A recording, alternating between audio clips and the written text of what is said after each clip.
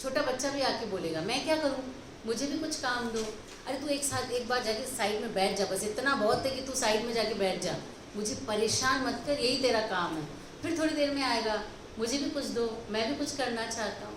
इसका मतलब है every jivatma wants to contribute in the big purpose of life. This is the nature of the living entity.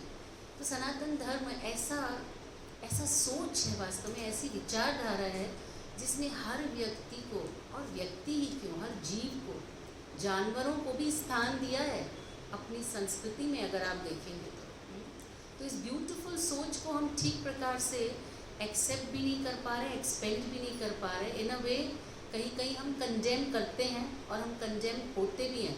अरे आपकी सोच तो ऐसी है, अरे आप तो मूर्तियों को पूजते हो, अरे आप तो इस तरह से आपके यहाँ पे तो ऊंच नीच होती है, आप तो दूसरों को शूद्र मानते हो, आप छुआछूत में बिलीव करते हो। वास्तव में ऐसा कुछ नहीं है, और ये हमारी ज्ञान की कमी के कारण हम अप्रिशिएट नहीं कर पा रहे the beautiful wealth which we have got. तो उसके लिए आवश्यक है कि हमारे पास पूरा क्लियर पिक्चर होना चाहिए। I would not take the name but I am sure you would understand. एक व्यक्ति है जो पूरी भरी सभा में खुला चैलेंज करता है कि आप आपके शास्त्रों में मुझे हराइए, आपके शास्त्रों में, मेरे शास्त्र को आप तब एक्सेप्ट कीजिएगा जब मैं आपको आपके शास्त्र में हरा लूँ। और बहुत हज़ारों हिंदू वहाँ खड़े होते हैं, उनको पता ही नहीं होता कि हमारे शास्त्र क्या कहते हैं इस बारे में। वो उपनिषदों की 4 लाइन बोल देते हैं, वेदों की 2 लाइन बोल देते हैं, और बोलते हैं कि आपसे ज़्यादा मेरे को पता है आपके शास्त्रों के बारे में वास्तव में। तो ये हमारी अज्ञान के कारण हम इस तरह से डिफीट हो जाते हैं, और लॉजिकल नहीं लेकिन जीवन जीने का विज्ञान तो हमें आना चाहिए, और ये हमें सनातन धर्म बहुत ब्यूटीफुली देता है, and we should appreciate it. तो हम सब साथ में मंगलाचरण करेंगे। ओम अज्ञानतिमिरान्धस्य ज्ञानाञ्जनशलाकया चक्षुरुन्मीलितं येन तस्मै श्रीगुरुवे नमः।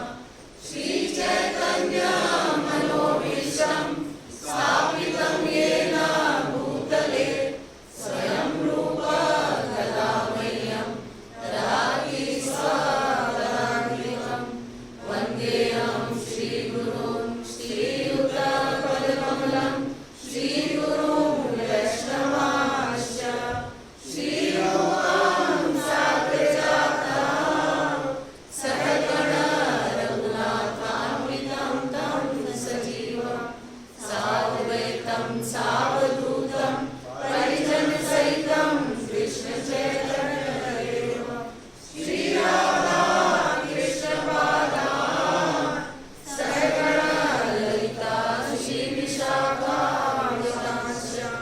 हे कृष्ण करुणा सिन्धु दीनबन्धु जगत्पते गोपेश गोपिकाकान्त राधाकान्त नमस्ते।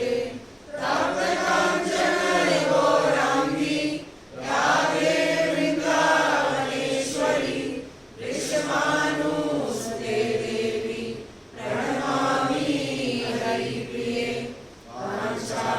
वाञ्छाकल्पतरुभ्यश्च कृपा सिन्धुभ्यैव च पतितानां पावनेभ्यो वैष्णवेभ्यो नमो नमः।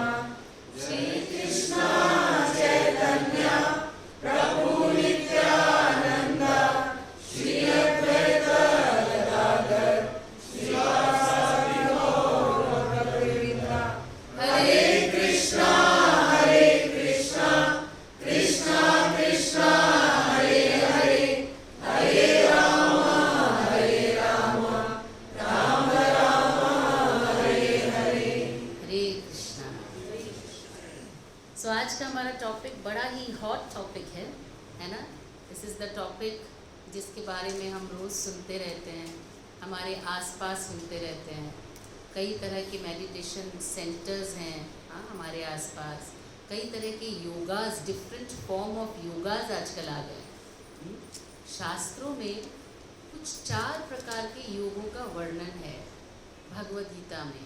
पहला है कर्म योग, दूसरा है ज्ञान योग, तीसरा है अष्टांग योग या ध्यान योग, चौथा है भक्ति योग। ये 4 प्रकार के योगों का वर्णन हमारे भगवद गीता में आता है।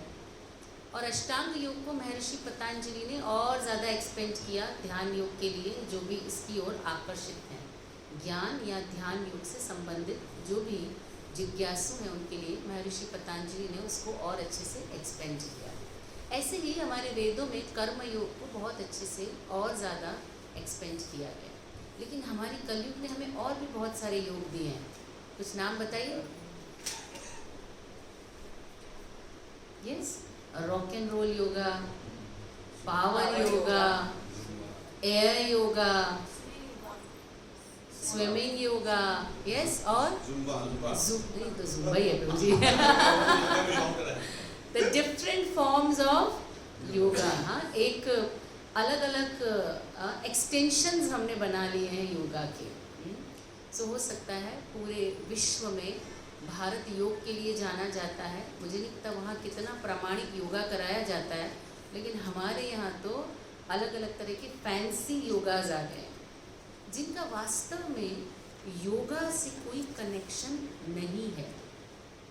कई बार जानकारी की कमी, जिसे हम कह सकते हैं, लैक ऑफ इन्फॉर्मेशन की वजह से हम समझ नहीं पाते हाँ कि वास्तव में योग का अर्थ क्या है, मेडिटेशन का अर्थ क्या है, उसका पर्पस क्या है। एक्टिविटी से ज़्यादा इम्पॉर्टेंट है पर्पस ऑफ एक्टिविटी। हम क्यों उस एक्टिविटी को कर रहे हैं। अगर पर्पस क्लियर नहीं है ना तो बड़े से बड़ा काम भी फेल है, और अगर पर्पस क्लियर है ना तो छोटा सा काम जो दूसरों को इनसिग्निफिकेंट लग सकता है बड़े काम का हो सकता है। हमारे बीच में आकाश जी हैं। आकाश जी ने डूमस का जो भी हमारा सी कोस्ट एरिया है उसको क्लीनिंग का काम उन्होंने शुरू किया सूरत में। ही सच अ वंडरफुल गाय। उनकी अपनी एक टीम है जो जाते हैं और पूरे सी कोस्ट एरिया को जो आप कचरा या हम कचरा करके आते हैं उसको वो खुद क्लीन करते हैं। सो एक्टिविटी देखने में लग सकता है कि ये कैसा काम कर रहे हैं, पर purpose behind the activity is so nice. Mother earth should be saying thank you. So we should be also responsible. हमें कचरा ज़्यादा करना नहीं चाहिए, करना ही नहीं चाहिए। सो आज हम पढ़ने जा रहे हैं मेडिटेशन का वास्तविक अर्थ क्या है और हमारे शास्त्र इसके बारे में क्या कहते हैं। हमें क्यों शास्त्रों को रेफर करना चाहिए किसी भी काम के लिए, ये हमने सेकंड सेशन ऑफ सेमिनार में पढ़ा था। कितने तरह के प्रूफ्स या एविडेंस होते हैं।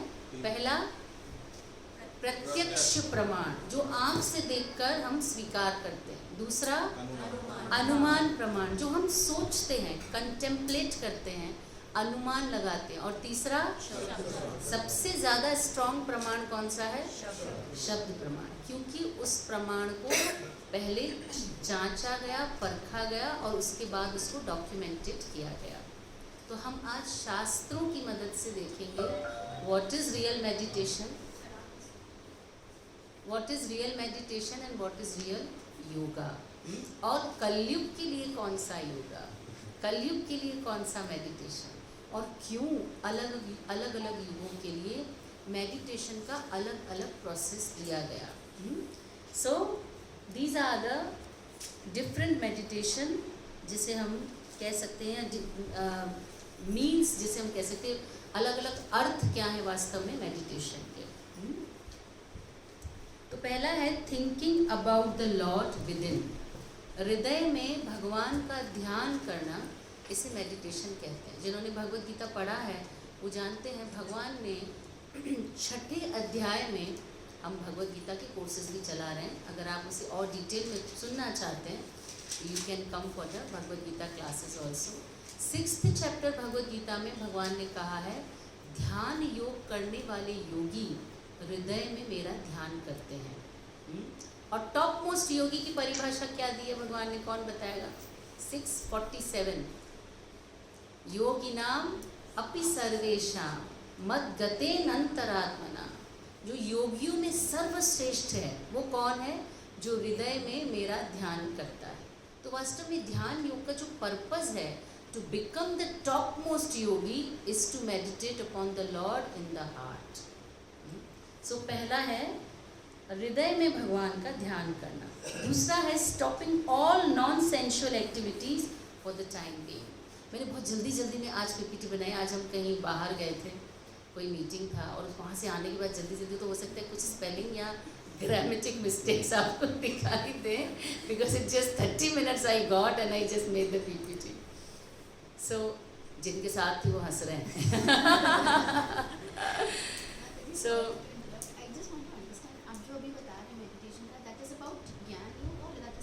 It is about meditation, yoga, dhyana yoga, meditation. सो भगवान ने इसके बारे में, हमारे शास्त्रों ने इसके विषय में क्या कहा है, पहले वो समझते हैं। उसके बाद ये आप अपने आप समझ जाएंगे कि कौन से सही पंथ पे जा रहे हैं। बिकॉज यू नो, जैसे जैसे कलयुग का एक लक्षण है, श्रीमद् भागवतम 5000 साल पहले लिखी गई। हमने पिछले एपिसोड में 5000 साल पहले लिखी हुई भागवतम में कलयुग की भविष्यवाणियाँ पढ़ा था, जिसमें एक है कि बहुत सारे नए नए सेल्फ रियलाइजेशन के पंथ बनेंगे, जिसमें से 90% फेक होंगे। वेरी ट्रू, 90% फेक होंगे। इसीलिए कहा गया कलयुग के जीवों को अभागे हैं। पहला तो सेल्फ रियलाइजेशन में इंटरेस्ट ही कितना है, और उसके बाद थोड़ा इंटरेस्ट आता भी है तो गलत संस्था में चले जाते हैं। So we will not name any sanstha, क्योंकि संस्था गलत नहीं है, वास्तव में जो प्रामाणिक नहीं है वो अपने आप ही अलग हो जाता है। So the second is stopping all non sensual activities. जैसे आपने सुना होगा, बहुत सारे मेडिटेशन जो सेंटर्स होते हैं या जो प्रोसेस होते हैं, वास्तव में हम किसी व्यक्ति की बात नहीं कर रहे, किसी विशेष पंथ की बात नहीं कर रहे, हम सोच और धारणा की बात कर रहे हैं। क्या जो सोच, क्या धारणा लेके हम चल रहे हैं वो शास्त्र के अनुसार है या शास्त्र के अनुसार नहीं है। अगर शास्त्र के अनुसार है तो हम टाइम इन्वेस्ट कर सकते हैं, क्योंकि रिज़ल्ट आएगा। अगर शास्त्र के अनुसार नहीं है तो या तो रिज़ल्ट बहुत थोड़ा आएगा, और या तो जो रिज़ल्ट आएगा वो हमें इस जगत से बाहर निकालने के लिए इनफ नहीं होगा। और रॉकेट को अगर स्पेस में जाना है तो क्या शर्त है, उसका स्पीड इतना होना चाहिए कि वो पृथ्वी की ग्रेविटी को पार कर सके, नहीं तो क्या होगा, वापस उल्टा आएगा, क्योंकि ग्रेविटी उसको खींच लेगी। सो दूसरा है, जैसे आप कई संस्थाओं में देखते होंगे, कई जो यौगिक विचारधाराएं हैं, उसमें क्या होता है, जितनी भी हमारी इंद्रियों की एक्टिविटीज़ हैं उसको रोक लिया जाता है। सबसे ज़्यादा कौन सी इंद्री काम करती है हमारी? कान। हम तो सुन के भी नहीं सुनते प्रभु। जब कोई मोबाइल देख रहा होता है तो कितना भी बोलो, आनंदा आनंदा आनंदा, सुनाई देता है क्या?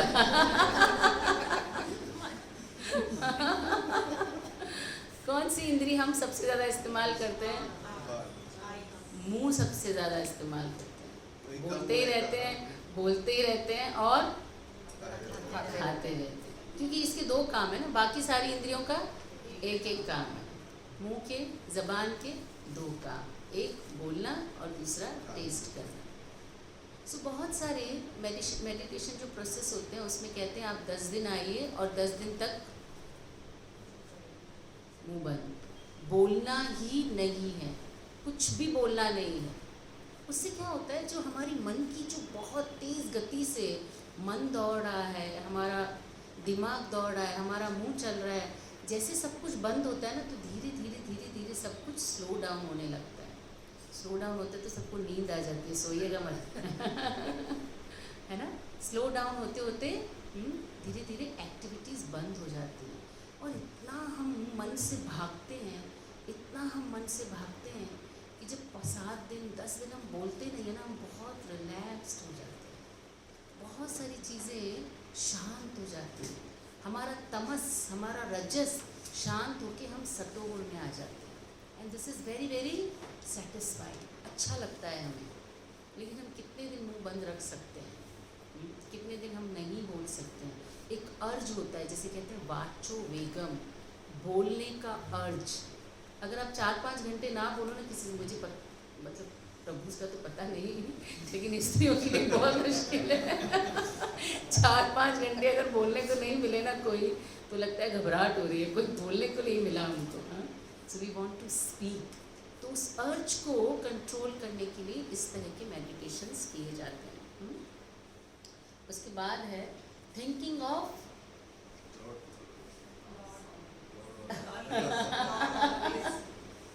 Thinking of lord always. C extra है, मैं सॉरी आज जल्दी जल्दी मैंने रीचेक भी नहीं किया। भगवान कहते हैं भगवद गीता में, द बेस्ट मेडिटेशन इज सततम कीर्तयन्तो मां, always think about me, always remember मी। बहुत सारे लोग ऑलरेडी सो रहे हैं। कौन कौन सो रहा है, हाथ ऊपर करो। So always think about me, सततम कीर्तयन्तो मां। This is the best meditation भगवान हमसे डिमांड करते। कई बार लोग बोलते हैं भगवान हमसे क्या चाहते हैं, हमें क्या पता। आप भगवद गीता पढ़ेंगे तो हर चैप्टर में भगवान कुछ न कुछ आपके सामने डिमांड रखते हैं। He gives you some instruction and he demands you something. तो सततम कीर्तयन्तो मां, भगवान कहते हैं अगर मेरे बारे में सदैव सोचते रहो तो बाकी जितनी भी चीज़ें हैं जो ज़रूरी नहीं हैं उसको आप नहीं सोचोगे, क्योंकि हमारे पास दिमाग तो एक ही, सबके पास। कोई 4 वाला इधर, ब्रह्मा जी के पास 4 है, 4 भेजे 4 मुँह। बाप रे कितना मुश्किल होता होगा, एक नहीं संभलता हमसे। 4 भगवान कहते हैं, एक मन है वो मुझे दे दो। मन मना भव मत भक्तो, अपना मन मुझे दे दो, फ्री हो जाओ, क्योंकि ये मन तुम्हें जीने नहीं देगा, इसलिए इसे मुझे दे दो। तो सततम कीर्तयन्तो मां, ये भी एक प्रकार का मेडिटेशन है जो भगवान हमें।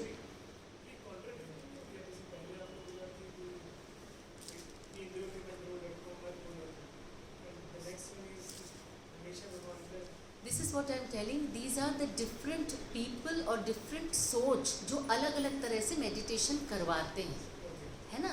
जैसे कुछ लोग इस तरह से मेडिटेट करवाते हैं, जैसे मौनम कहते हैं। जैसे भक्ति योग में मौनम का कहीं कोई स्थान नहीं है ना। भक्ति योग में जो बेस्ट वे है is to preach about Krishna. अगर आप भगवान के बारे में बोल सकते हो तो चुप रहना गलत है, और अगर भगवान के बारे में नहीं बोल सकते तो चुप ही रहना चाहिए। So this is the different विचारधाराएँ जिसे मेडिटेशन की कैटेगरी में रखा गया, या आप कह सकते हैं इन अ वे ऑथेंटिक मेडिटेशन। इसके अलावा अगर कुछ दिख रहा है तो दैट इज़ नॉट ऑथेंटिक, जो हमारे शास्त्रों में नहीं है। So one way is to keep silence, which is little difficult, not possible for everybody, क्योंकि हमें ये भी देखना है कि प्रामाणिक होना चाहिए, प्रैक्टिकल होना चाहिए, रिजल्ट देने वाला भी होना चाहिए, तभी उसको अपनाना चाहिए। एकदम प्रामाणिक है पर मेरे लिए प्रैक्टिकल नहीं है, प्रामाणिक है प्रैक्टिकल है लेकिन वो असर इतना ज़्यादा नहीं करेगा। प्रामाणिक भी हो, इजी भी हो, प्रैक्टिकल भी हो और रिजल्ट भी मैक्सिमम हो। तो ऐसा प्रोसेस कौन सा है जिसे मैं चुन सकता हूँ? सो उसमें है सब। अगली बार गो भैया आप आ जाना, हम इसको लैपटॉप से कनेक्ट कर दें, ठीक? Thank you. सो ये बड़ा सुंदर लगा मुझे। The mind saturated with the lord's thought.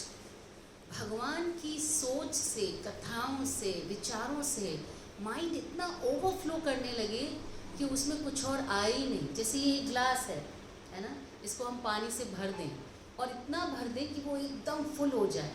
अब उसमें अगर हम दो बूंद 4 बूंद भी और पानी डालेंगे तो वो छलकने लगेगा।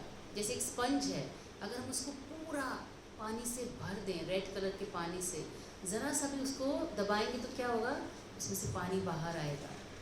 जैसे एक आशिक होता है, एक बॉयफ्रेंड होता है, उसको अभी अभी एक लड़की मिली है and he is fully infatuated. इतना उसका इन्फैचुएशन हाई है कि उसको बोला भी जाए ना उसके बारे में मत सोचो, तो वो सोचे बिना रह ही नहीं सकता। वो ट्राई करता है नहीं सोचने की, और पति बेचारे ट्राई करते हैं पत्नी के बारे में सोचने की। This becomes the difference. इतना सैचुरेटेड है उसके थॉट से कि वो उसमें दिमाग से निकलती ही नहीं। कहते कि गोपियाँ एक बार मेडिटेशन कर रहे थे ऐसे, नारद मुनि ने सोचा ये किसके ऊपर ध्यान कर रही हैं। They are not for the process of dhyan. योगी जो गोपियाँ हैं वो कौन से प्रोसेस की फॉलोअर हैं? भक्ति योग की। मेडिटेशन क्यों करिए, तो ध्यान योगी नहीं है। तो आके पूछा कि किसका ध्यान कर रहे हो, तो बोले कृष्ण का। बोले आप कृष्ण को भूल जाते हो कि उसका ध्यान कर रहे हो? जैसे हम ध्यान करते हैं कि शायद कुछ समय के लिए भगवान का एक क्षण के लिए हमारे हृदय में उनका पिक्चर आए। तो बोले नहीं, हम इसलिए ध्यान नहीं कर रहे हैं कि कृष्ण हृदय में आए, हम इसलिए ध्यान करें कि थोड़े समय के लिए बाहर जाए, जाता ही नहीं है दिमाग से।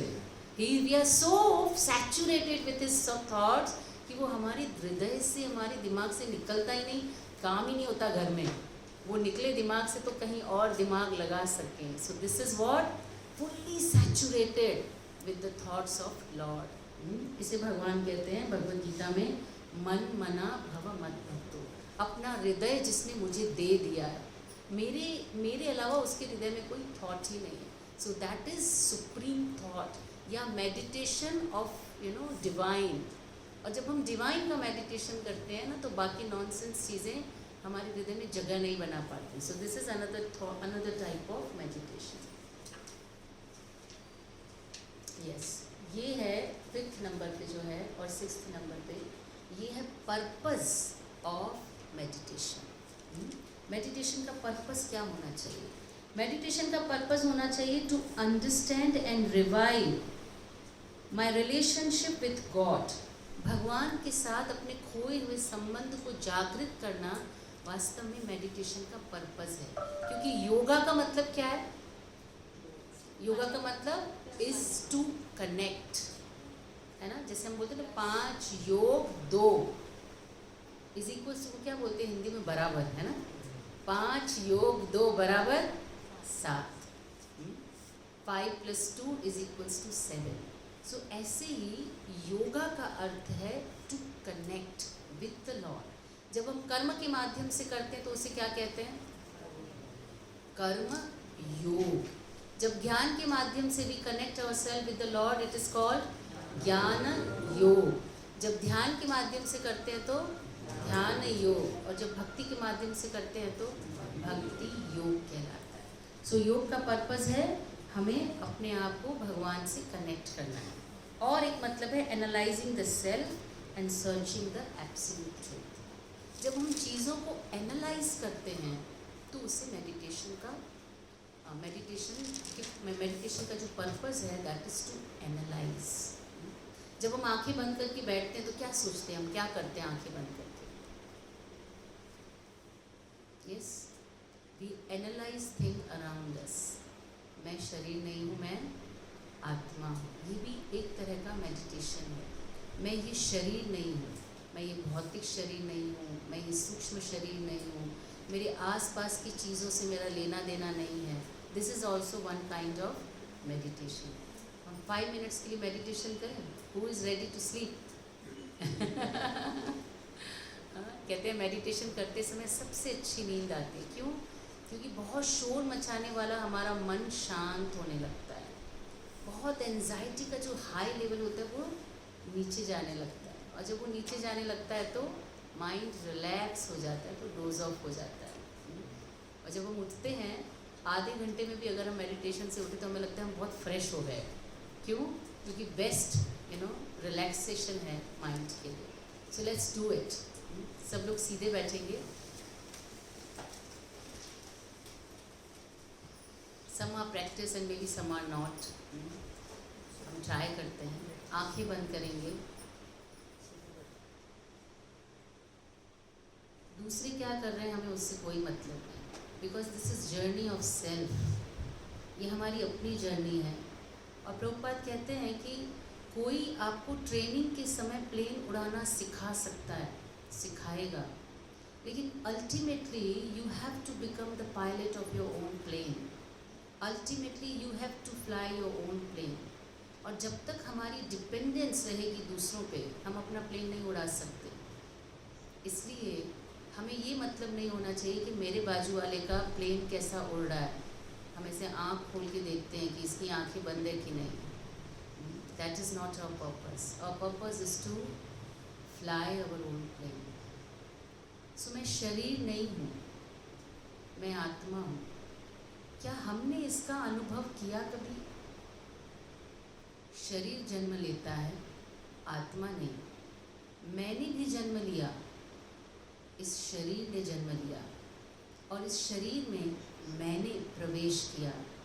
एक बच्चे के रूप में मेरा जन्म हुआ, एक स्वीट क्यूट बच्चा। मेरी माँ ने मुझे बहुत लाड किया, बहुत प्रेम से मुझे बड़ा किया। मुझे देख के कितनी प्रसन्न हुई। अब मेरी उम्र 5 साल की है। क्रॉल करते करते कब बड़ा हो गया, कब मेरे पीठ के ऊपर एक बैग आ गया, मैं स्कूल जाने लगा। मेरी छोटे छोटे अचीवमेंट्स पे मेरी माँ कितनी खुश है, मेरे पिता कितने खुश हैं।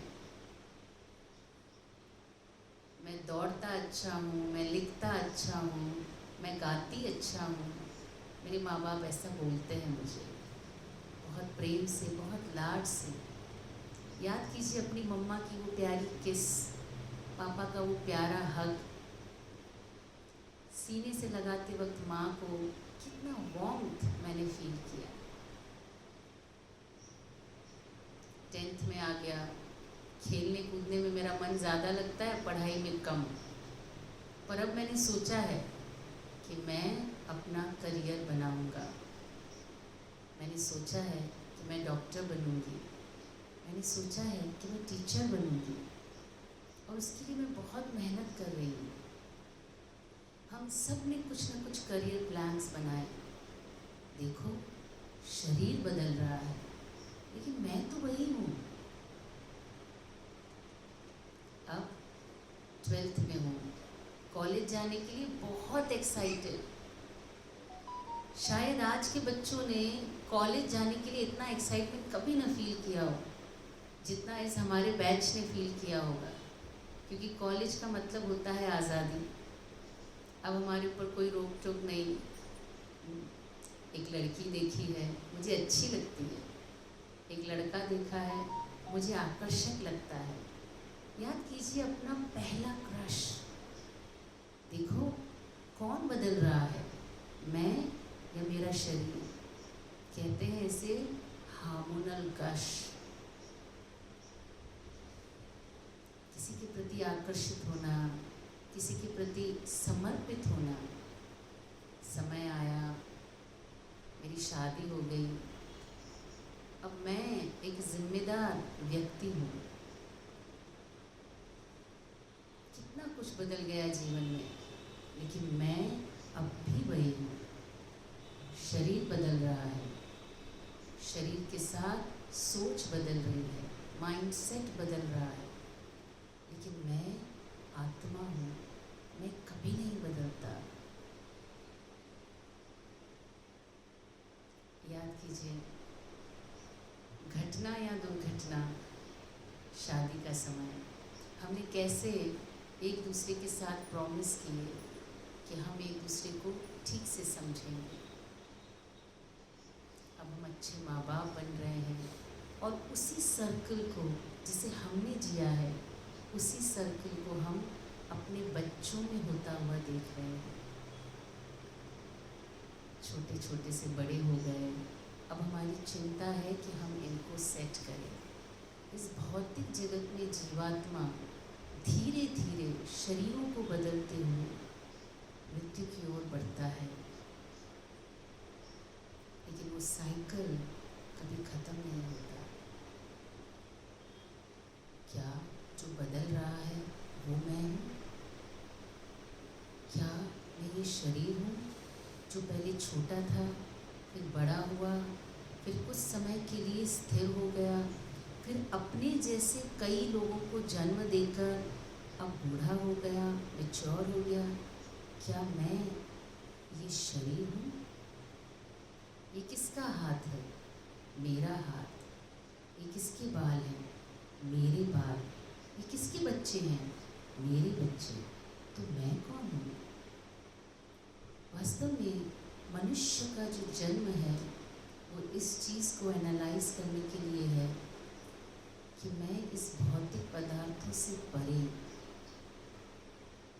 इस पंच महाभूत से परे, 3 सूक्ष्म तत्वों से परे अजन्मा आत्मा जो कभी नहीं बदलता। प्रमाण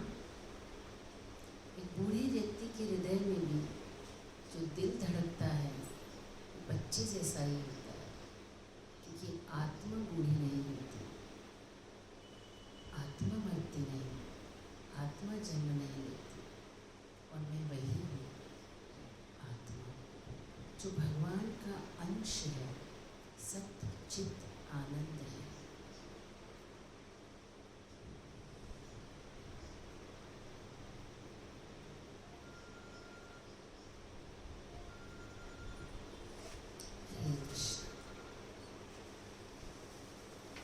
You can all open your eyes.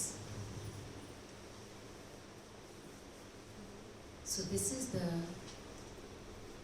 if you want to find the purpose of meditation, this is the purpose of meditation. One of the purpose of meditation is to find, is to know, is to analyze yourself.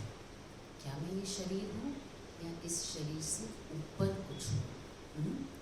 So these are the purpose of meditation. तो meditation हर युग में अलग अलग बताया गया है। क्यों? क्योंकि हर युग में व्यक्ति की शक्ति, उम्र और परिवेश अलग अलग होता है। इसीलिए कहते हैं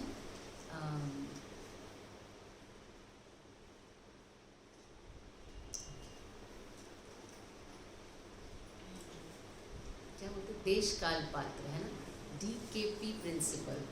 it is called DKP principle. देश, काल और पात्र के अनुसार चीज़ें बदल जाती हैं। सो सतयुग में meditation was the process of self realization, क्योंकि लोगों की उम्र लंबी होती थी, सत्वगुण था, कोई डिस्ट्रैक्शंस नहीं थे इतने ज़्यादा। अगर हमें आज वन में जाना हो मेडिटेशन के लिए तो हमारे पास वन है? सुंदरवन जा सकते हैं? नहीं जा सकते। हमारे पास वन नहीं है जाने के लिए, हमारे पास लंबी आयु नहीं है, हमारे पास वो सहूलियत नहीं है कि हम पूरा घर छोड़ के निकल जाएं मेडिटेशन करने के लिए। और थाउजेंड्स ऑफ ईयर्स तक लोग समाधि में रहते थे। तो उस समय के लिए हमारे शास्त्र कहते हैं कृते तत् ध्यायते विष्णु, कृते तत् ध्यायते विष्णु त्रेतायाम यजतो मख, द्वापरे परिचर्यायाम कलौ तद हरि कीर्तना। सो सतयुग में ध्यान के द्वारा, त्रेता में यज्ञों के द्वारा, द्वापर में परिचर्यायाम बड़े बड़े पूजा के आयोजनों के द्वारा, और कलयुग में हरि कीर्तन के द्वारा हम भगवान से संबंध बना सकते हैं। भगवान से संबंध बनाने का मतलब है, एक सिंपल लॉजिक है, अगर हम समझें तो सूखी द्राक्ष होती है ना, अगर उसे हम पानी में डाल दें तो क्या होता है? फूल जाती है। क्यों? साइंस का एक लॉ है। What is the law? What is the law? Higher concentration से लिक्विड्स लोअर कॉन्सेंट्रेशन की तरफ जाते हैं, है ना। पानी बाहर ज़्यादा है और अंदर कम है तो पानी बाहर से अंदर घुस आता है। लेकिन उसी किशमिश को अगर गाढ़े शुगर सिरप के घोल में आप डाल देंगे तो क्या होगा? फूली हुई किशमिश सिकुड़ जाएगी, क्योंकि बाहर ज़्यादा कॉन्सेंट्रेशन है अंदर से।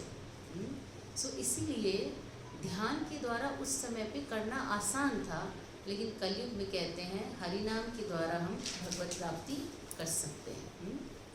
सो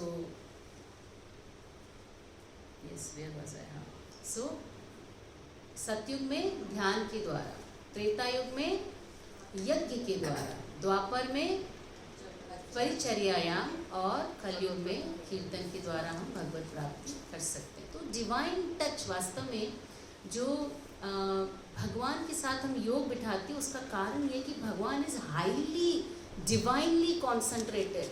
तो यदि हम उनके साथ टच में रहेंगे तो क्या होगा? डिविनिटी अपने आप हमारे अंदर आ जाएगी। इसीलिए भगवान के साथ योग या कनेक्शन करना आवश्यक है। सो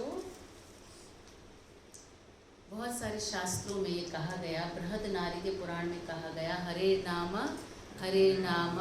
हरे नाम एव केवलम कलौ नास्तेव नास्तेव नास्तेव गतिरन्यथा। कलयुग में केवल हरि का नाम, हरि का नाम, हरि का नाम एकमात्र साधन है। इसके अलावा अन्य कोई उपाय नहीं है, नहीं है, नहीं है। सो ये बृहदनारिके पुराण से आता है, जिसमें कहा गया है कि भगवान के नाम के अलावा अन्य कोई साधन कलयुग में नहीं है। ऐसा कहते हैं कि कलयुग का सिचुएशन इतना ख़राब है, जैसे हम कहते हैं ना कि टेंथ का एग्ज़ाम दिया, अच्छे सारे बच्चे फर्स्ट टाइम में निकल गए, है ना। बाद जो नेक्स्ट बैच बचा है उसमें फर्स्ट बैच में 90% वाले निकल गए, सेकंड बैच में 70 वाले निकल गए, थर्ड बैच में 50% वाले निकल गए। अब कौन बचे? जो सारे के सारे फेल हैं। तो कलयुग का बैच लास्ट बैच है, जिनके अंदर में कितने लोग होंगे जिनको आत्म साक्षात्कार करने की इच्छा है, कितने लोग हैं जिनको इच्छा के बाद प्रयास भी करने का मन है। अरे इच्छा तो बहुत है बट टाइम ही नहीं मिलता, प्रयास की कमी है। और कितने लोग हैं जो प्रयास करके भी ठीक प्रकार से कर पाते हैं। तो हमारा बैच कौन सा है? The failure batch. नहीं, सुनने में ख़राब लगता है पर महाप्रभु कहते हैं जो एक्सेप्ट करता है उसे मैं एक्सेप्ट कर लेता हूँ। सो हमारा बैच वो है जिसके पास ना आयु ज़्यादा है, न समय ज़्यादा है, न एनर्जी ज़्यादा है, न इच्छा ज़्यादा है। इसलिए हमारा बैच सबसे लास्ट वाला बैच है। रेती को छानते हैं ना तो फाइन रेती को निकाल के ले जाते हैं, फिर उसके बाद थोड़ी मोटी बचती है, फिर लास्ट में क्या बचते हैं? मोटे मोटे कंकर बचते हैं।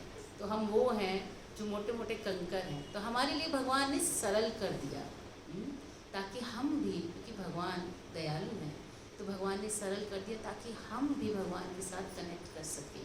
तो सतयुग में मेडिटेशन भगवान के नाम के साथ, त्रेता में यज्ञ भगवान के नाम के साथ, द्वापर में भगवान की सेवा भगवान के नाम के साथ, और कलयुग में सिर्फ भगवान का नाम। आप कम कर लो, लेकिन सबसे पावरफुल तरीका है भगवान के नाम के साथ हम यदि कनेक्ट कर पाते हैं तो भगवान के साथ हम कनेक्ट कर सकते हैं। That is the best meditation.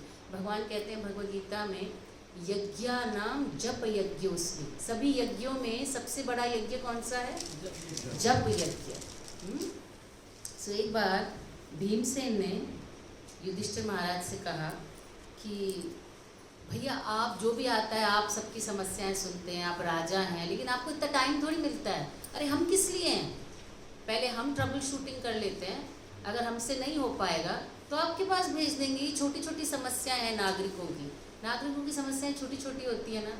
टमाटर का भाव बढ़ गया है, दाल महंगी हो गई है ना, मेरा लाइसेंस जब्त हो गया है, ये छोटी छोटी समस्याएं हैं, हम सॉल्व कर लेंगे, आप क्यों परेशान होते हैं? तो उन्होंने एक बढ़िया सा ट्रबल शूटिंग डिपार्टमेंट का ऑफिस लगाया, बाहर बोर्ड लगाया, और उसने बोला कि किसी को कोई भी प्रॉब्लम हो तो पहले मेरे पास आओ, मैं सॉल्व कर नहीं कर पाया तो भैया के पास जाना। ठीक है, तो सब लोगों ने सोचा हाँ बढ़िया है ये तो एक व्यक्ति सुबह सुबह आया भीमसेन के पास, मेरी लाइफ में बहुत ही परेशानी है, स्यापा हो गया मेरी लाइफ में, परेशानी है बहुत। क्या हो गया?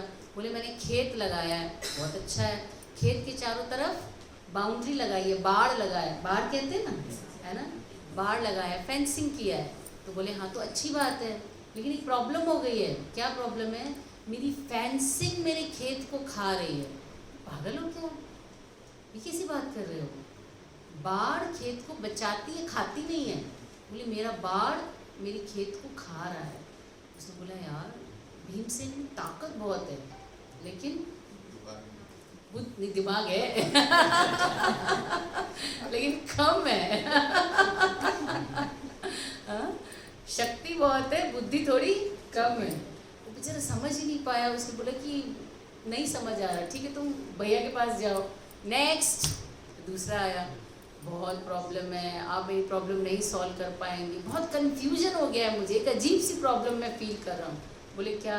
बोले मैंने एक पानी का जग भरा, उसमें से 4 गिलास भर दिए। अच्छा किया। फिर बोले 4 गिलास वापस डाले तो पानी का जग भरा ही नहीं। बोले तुम खेल रहे हो कि काम कर रहे हो? बोले नहीं, मैंने तो ऐसे 4 गिलास भरे और फिर पानी को वापस डाला, पानी भरता ही नहीं है। फिर मैंने जग को वापस भरा, उसमें से 4 गिलास भरे, फिर जब चारों गिलास वापस डाले पानी भरा ही नहीं, जग भरा ही नहीं पानी को। ये कैसी समस्या? तुम पागल हो क्या? तुम्हारे जग में छेद होगा, तुमने ठीक से भरा नहीं होगा। नहीं मैंने ठीक से किया था, फिर मेरे को नहीं समझ में आया, जाओ भैया के पास जाओ। तीसरा आया, उसने भी एक अजीब सी समस्या रखी। बोले मैं ना आज सुई में से हाथी को निकाल रहा था। भीमसेन बोला पागल हो तुम या मुझे पागल समझते हो? बोले आगे तो सुनो, हाथी तो निकल गया, कुछ अटक गई है। He said, what nonsense are you talking?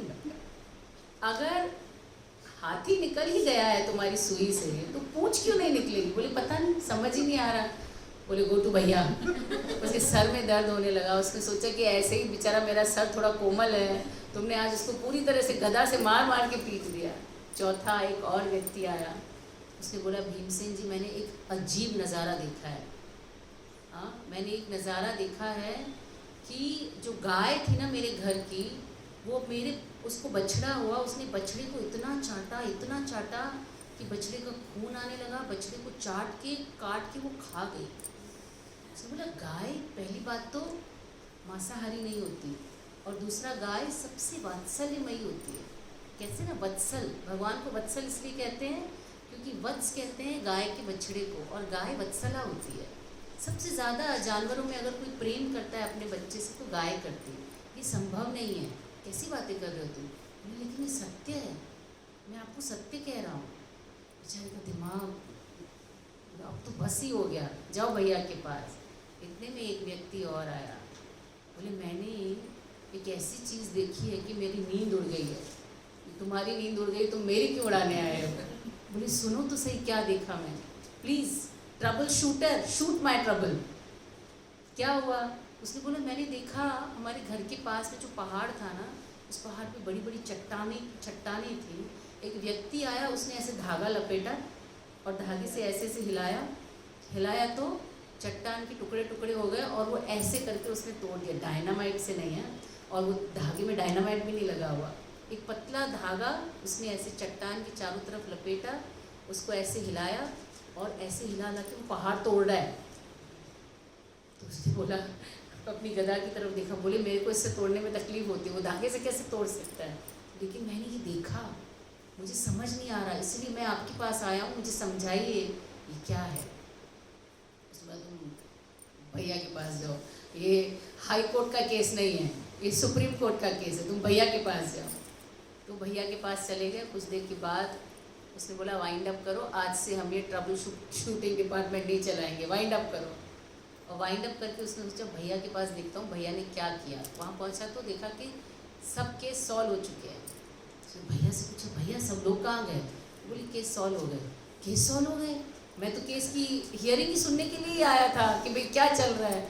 अब आप मुझे बताइए कि क्या था, क्या आप उनको सल्यूशन दिए और क्या था ये। तो युधिष्ठिर महाराज ने बताया कि वास्तव में जो तुमने देखा ना भीम, ये आने वाले कलयुग के लक्षणों का वर्णन करता है। कलयुग में लोग कैसे होंगे, अगर आप सुनेंगे तो आप भी शायद रिलेट कर पाएंगे। मे भी कहानी से रिलेट ना कर पाएँ, लेकिन कलयुग के लक्षणों से हम रिलेट कर पाएंगे। तो पहला लक्षण क्या था? खेत बाढ़ को खा रही है। खेत का बाढ़ का काम है वास्तव में खेत को प्रोटेक्ट करना, है ना। लेकिन प्रोटेक्शन ही, जो प्रोटेक्टर ही है, वो ही अपने जो अंदर रहने वाले लोग हैं उसको एक्सप्लॉइट करेंगे। मैं सोच रही थी कि इस चीज़ को हम कैसे समझ सकते हैं।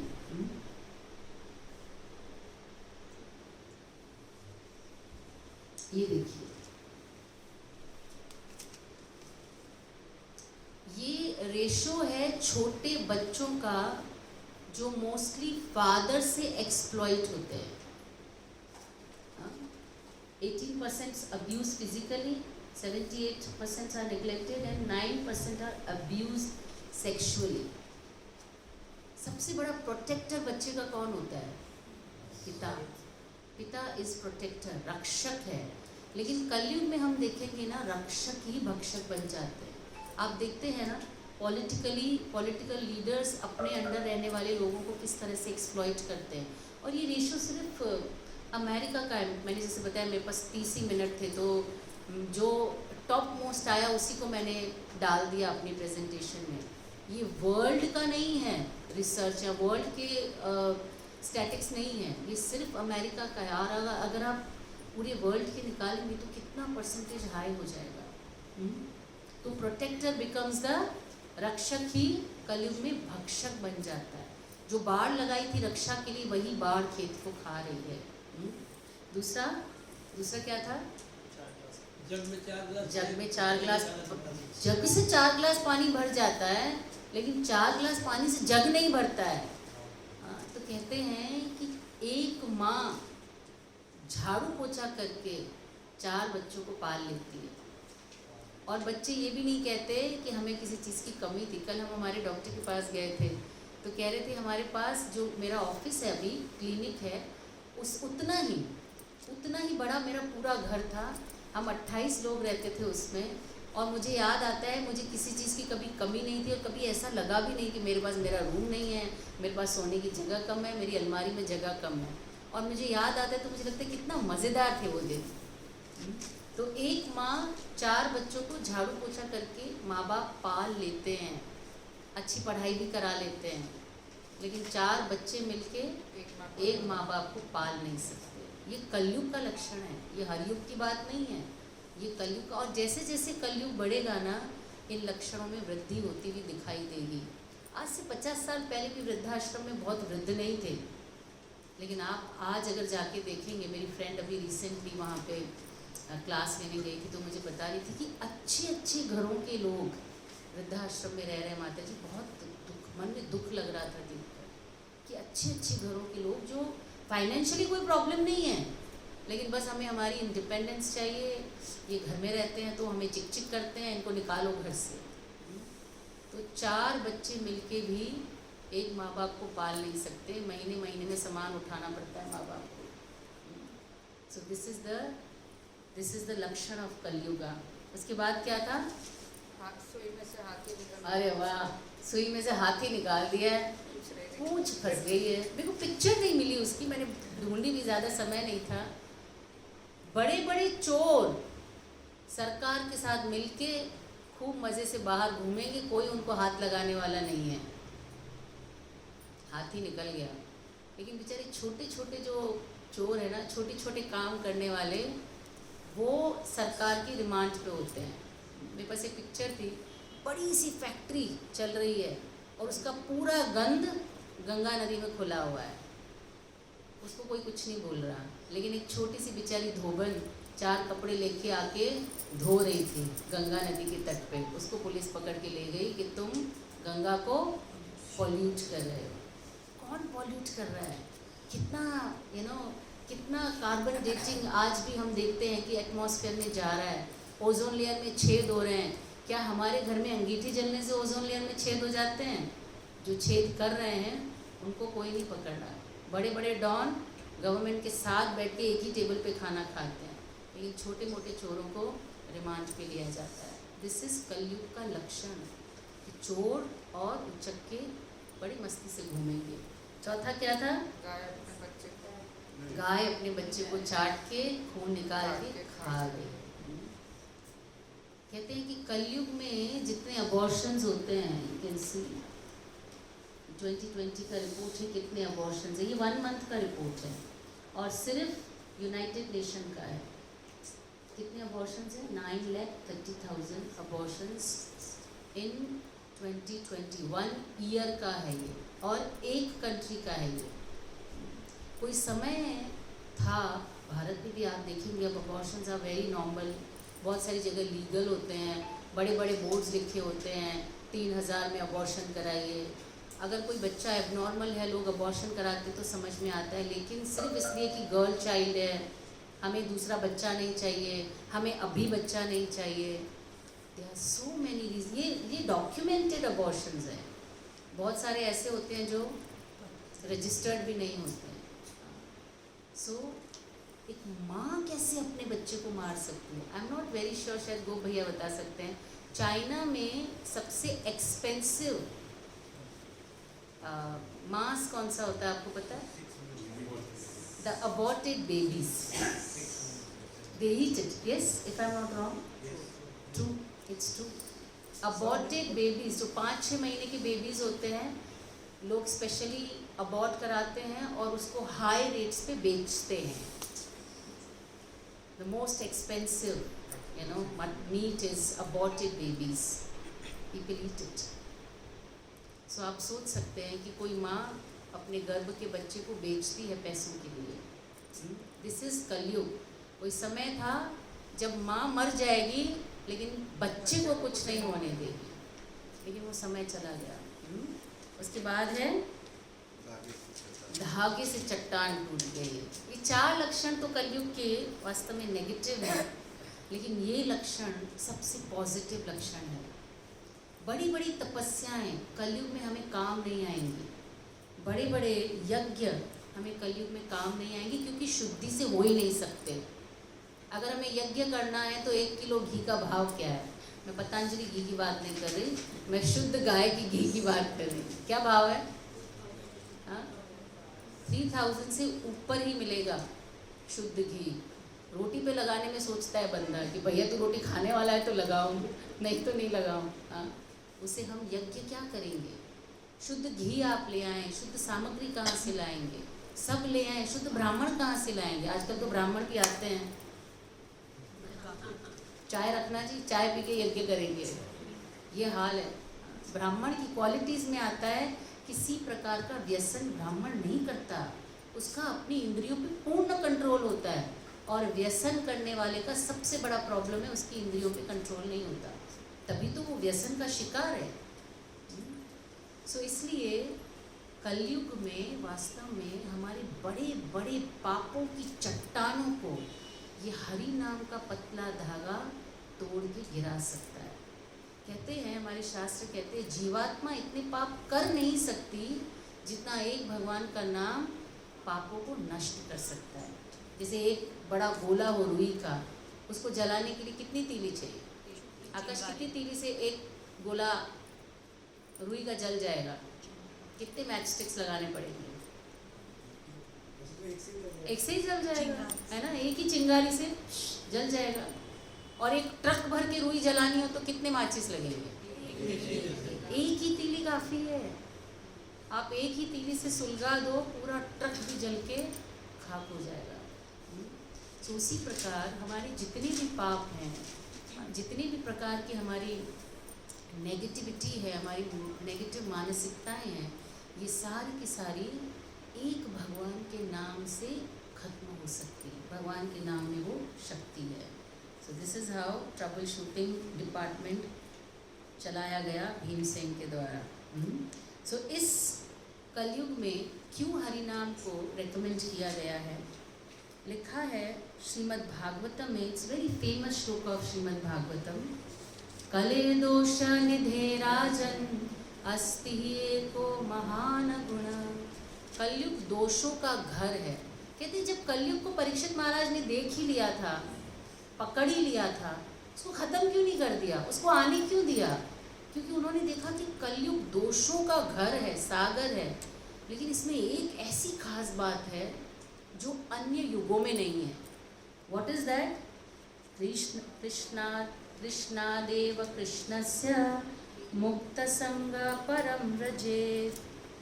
My dear king, although Kalyuga is an ocean of faults, there is still one good quality about this age. Simply by chanting the Hare Krishna Mahamantra, one can become free from all material bondage and be promoted to the transcendental kingdom. भगवान के साथ संबंध बना के हम दिव्य स्तर पर अपनी चेतना को ऊपर उठा सकते हैं यदि हम हरे कृष्ण नाम का जप करें तो। इट इज़ नॉट माई, ये मेरा कहना नहीं है, ये हमारे शास्त्रों का कहना है। इसके बहुत सारे प्रमाण हैं हमारे शास्त्रों में। जनक महाराज का प्रमाण है, पर हमारे पास समय कम है। शक्ति बोले चला है, ओके, वांट टू क्लिक, ठीक, समझ में आ रहा है? नहीं, वो उतना ही हेडिंग है उसका। ऐसे कहते हैं जनक महाराज जब भगवान की लीलाएं वाइंड अप हो गई अयोध्या से, तो वो भी साकेत धाम जाने लगे। जब साकेत धाम जाने लगे तो रास्ते में उनको आवाज़ सुनाई दी, जनक महाराज रुकिए, जनक महाराज।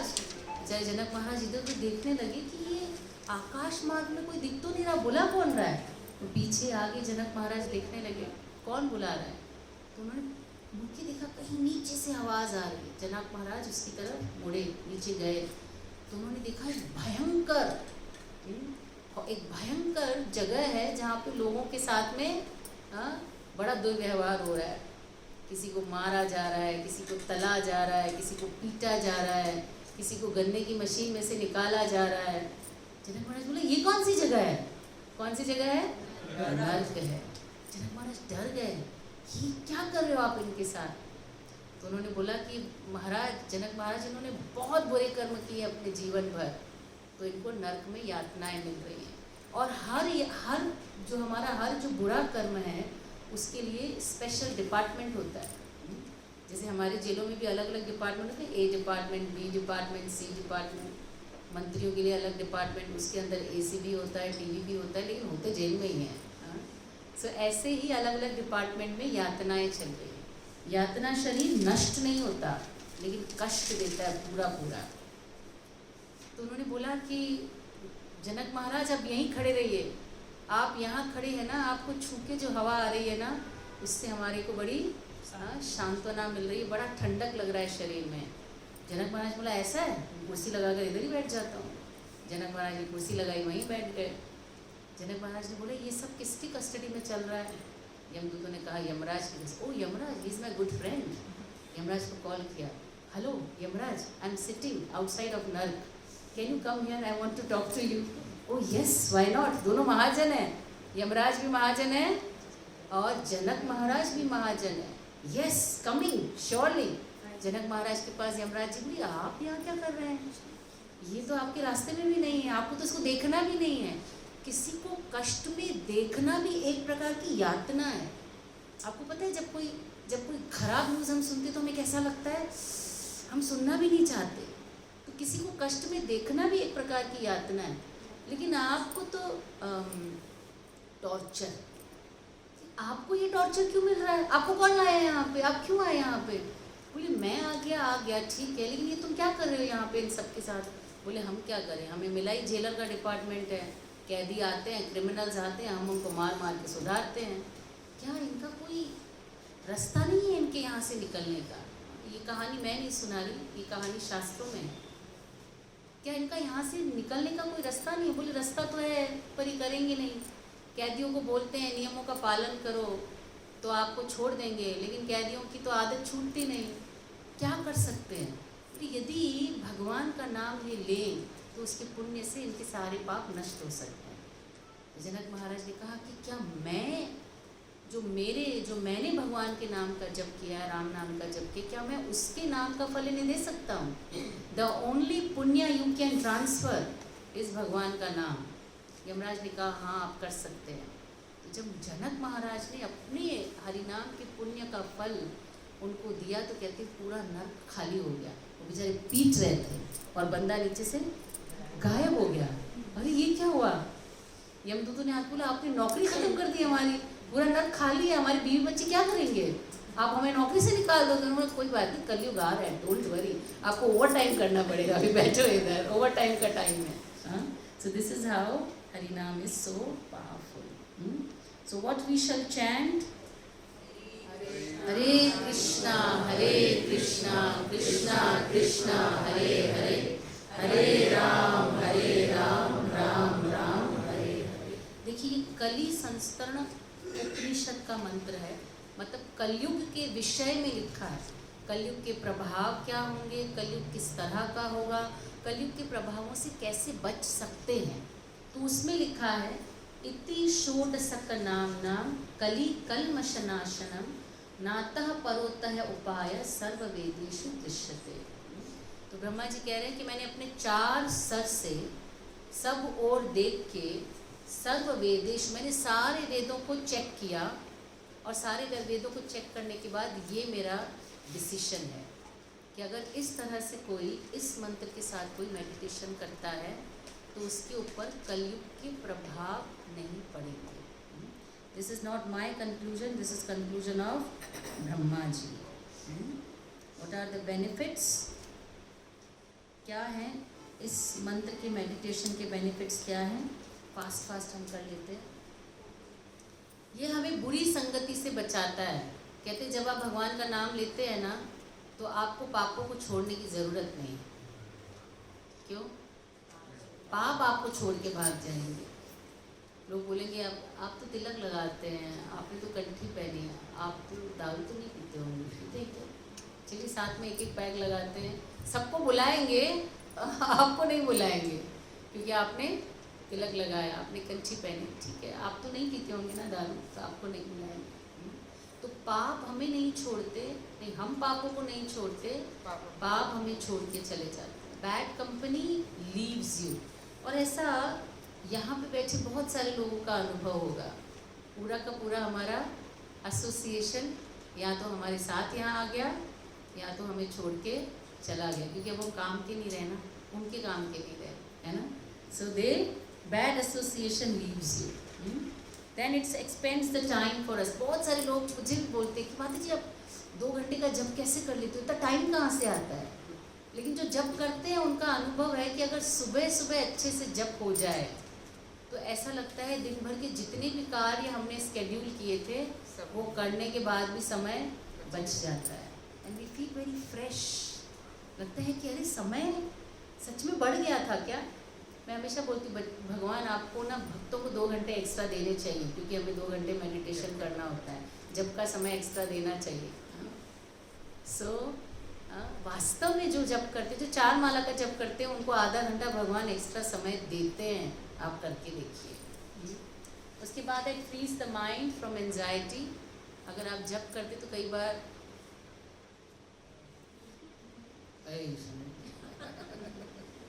बहुत बढ़िया नींद आती है ना।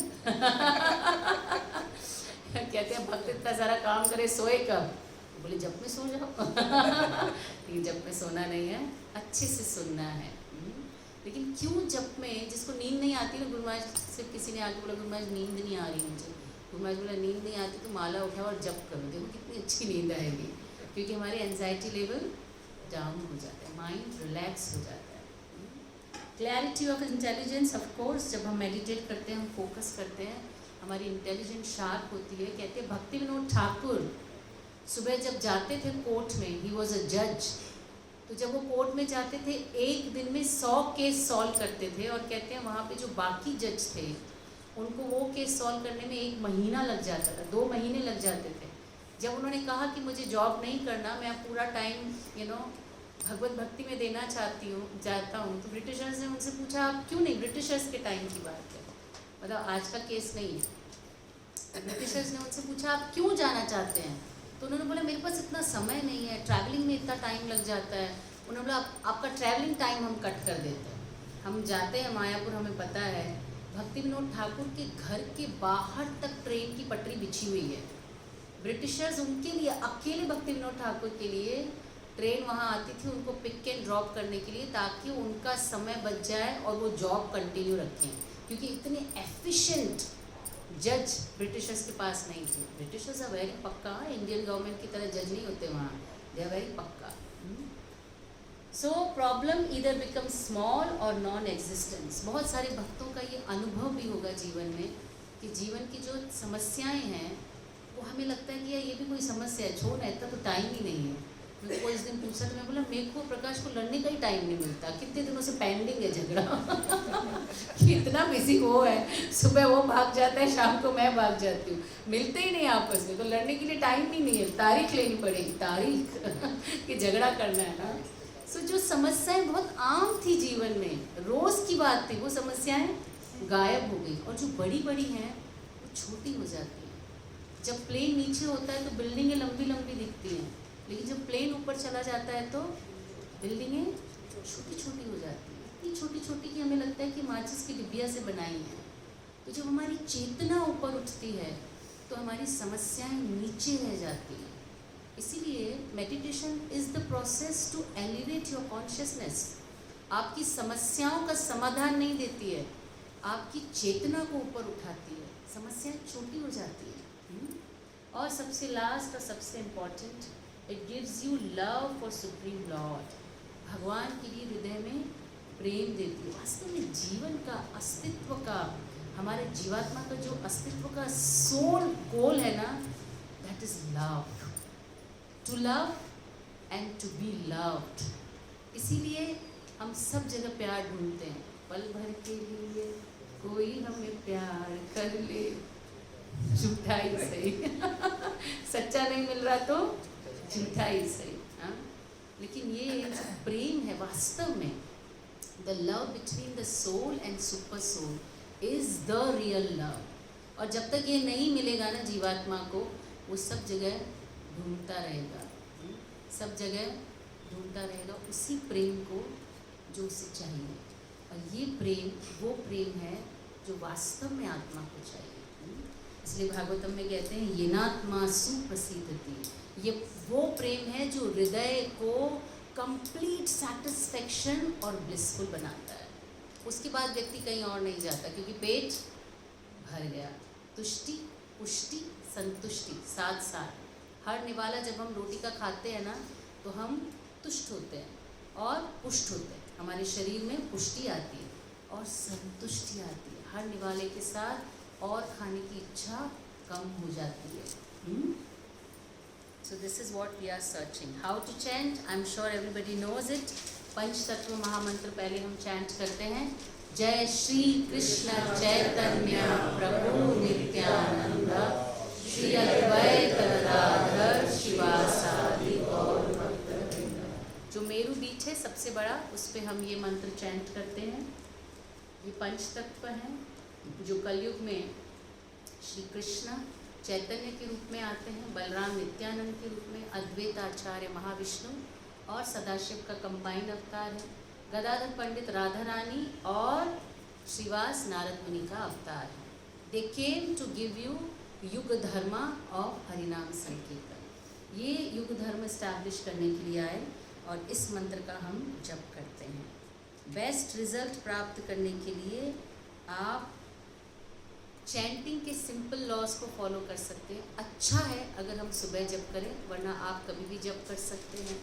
अच्छा है अगर आप सीधे बैठ के जप करें, पर अगर नींद आ रही है तो आप चलते हुए भी कर सकते हैं। खाईते सोईते उठीते चलीते यथा तथा नाम लय। क्या नेक्स्ट टाइम? धर्म नियम लागू नहीं सर्व सिद्धि है। अगर आप उठते बैठते कैसे भी किसी भी प्रकार से अगर आप जप करते हैं तो सर्व सिद्धि हमें प्राप्त होती है। और ये ऐसा प्रोडक्ट है जो उसको एक बार ट्राई ज़रूर करना चाहिए। आपको अच्छा नहीं लगे तो आप मुझे पैसे वापस दे देना, मैं आपको पैसे वापस दे दूँगी। एक बार हरे कृष्ण महामंत्र को ट्राई ज़रूर करना चाहिए मेडिटेशन में। अगर हम ठीक प्रकार से बैठ के जप कर पाते हैं बहुत अच्छा है, नहीं तो हम चलते भी कर सकते हैं। कुछ लोग कहते हैं सुबह उठ के तो कर सकता हूँ लेकिन मुझे नहाने में समय लगता है, आप बिना नहाए कर सकते हैं। कुछ लोग कहते हैं मैं सुबह सुबह निकल जाता हूँ, मैं शाम को घर आता हूँ, रात को घर आता हूँ, कोई बात नहीं, आप शाम को जप कर सकते हैं। भगवान ने इस मंत्र को हर प्रकार के नियमों से परे बनाया। हर प्रकार का जो जप होता है, मंत्र होता है, कुछ ना कुछ नियम ज़रूर होते हैं।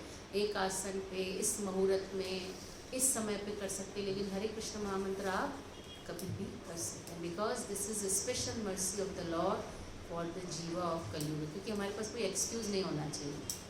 मैं स्त्री हूँ, मैं जंगल नहीं जा सकती, इसलिए मुझे आप भगवत धाम जाने का कोई रास्ता नहीं है मेरे पास। भगवान कहते हैं फॉर यू ऑल्सो। मैं पुरुष हूँ, मुझे कमाना पड़ता है, दिन भर बिजी रहता हूँ, मेरे पास समय नहीं है। भगवान कहते हैं फॉर यू ऑल्सो। मैं तो बहुत छोटा बच्चा हूँ, मैं कैसे भगवत प्राप्ति कर सकता हूँ? कोई बच्चा था जिसने भगवत प्राप्ति की? किसने? ध्रुव ने, प्रहलाद ने। तो भक्ति इतना सरल मार्ग है कि गर्भ के अंदर भी बच्चा भक्ति सीख सकता है। किसने सीखी? प्रहलाद। मृत्यु की शैया पर भी व्यक्ति भक्ति कर सकता है। किसने की? अजामिल ने। बूढ़ा व्यक्ति, जवान व्यक्ति, स्त्री, पुरुष, यहाँ तक कि जानवर के शरीर में भी व्यक्ति ध्यान योग नहीं कर सकता, ज्ञान योग नहीं कर सकता, भक्ति कर सकता है। किसने की? गजेंद्र ने। गजेंद्र, हाँ, चैतन्य महाप्रभु शिवानंद सेन का dog. So this is how it is simple yet very. I am sorry to take 10 more minutes, है ना, 10 पे ख़त्म करना होता है, पर थोड़ा लंबा था। So I request everybody who are not chanting, they can start one round of chanting and they can see results, good results in their life. Thank you very much. Hare Krishna.